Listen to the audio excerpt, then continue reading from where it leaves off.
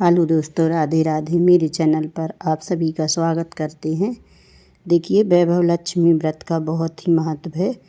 वैभव लक्ष्मी व्रत करने से सुख समृद्धि धन वैभव सब कुछ प्राप्त होता है, इसलिए वैभव लक्ष्मी का व्रत जरूर करें। मैं आपको वैभव लक्ष्मी व्रत की कथा सुनाऊंगी। सुनने से आपके सभी काम पूरे होते हैं। किसी शहर में अनेक लोग रहते थे।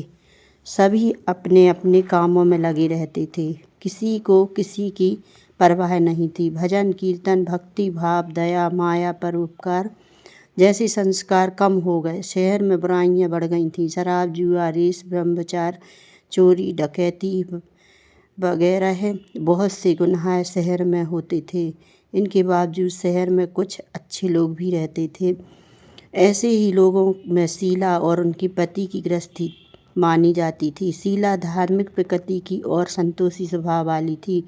उनका पति विवेकी और सुशील था। शीला और उसका पति कभी किसी की बुराई नहीं करते थे और प्रभु भजन में अच्छी तरह समय व्यतीत कर रहे थे। शहर के लोग उनकी गृहस्थी की सराहना करते थे। देखते ही देखते समय बदल गया। शीला का पति बुरे लोगों से दोस्ती कर बैठा।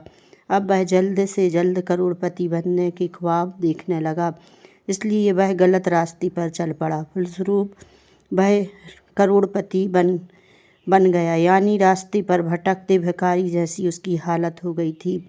शराब जुआ रेस चरस गांजा वगैरह बुराई आदतों में शीला का पति भी फंस गया। दोस्तों के साथ उसे भी शराब की आदत हो गई। इस प्रकार उसने अपना सब कुछ रेस जुए में गंवा दिया। शीला को पति के बर्ताव से बहुत दुख हुआ, किंतु वह भगवान पर भरोसा कर सब कुछ सहने लगी। वह अपना अधिकांश समय प्रभु भक्ति में बिताने लगी। अचानक एक दिन दोपहर को उनके द्वार पर किसी ने दस्तक दी। शीला ने द्वार खोला तो देखा कि एक माजी खड़ी थी। उसके चेहरे पर अलौकिक तेज निखर रहा था। उनकी आंखों में से मानो अमृत बह रहा था। उसका भव्य चेहरा करुणा और प्यार से झलक रहा था। उसको देखते ही शीला के मन में अपार शांति छा गई। शीला के रोम रोम में आनंद छा गया। शीला उस माँ से आदर के साथ घर में ले आई और घर में बैठाने के लिए कुछ भी नहीं था। अतः शीला ने संकोचाकर एक फटी हुई चादर पर उनको बिठा दिया।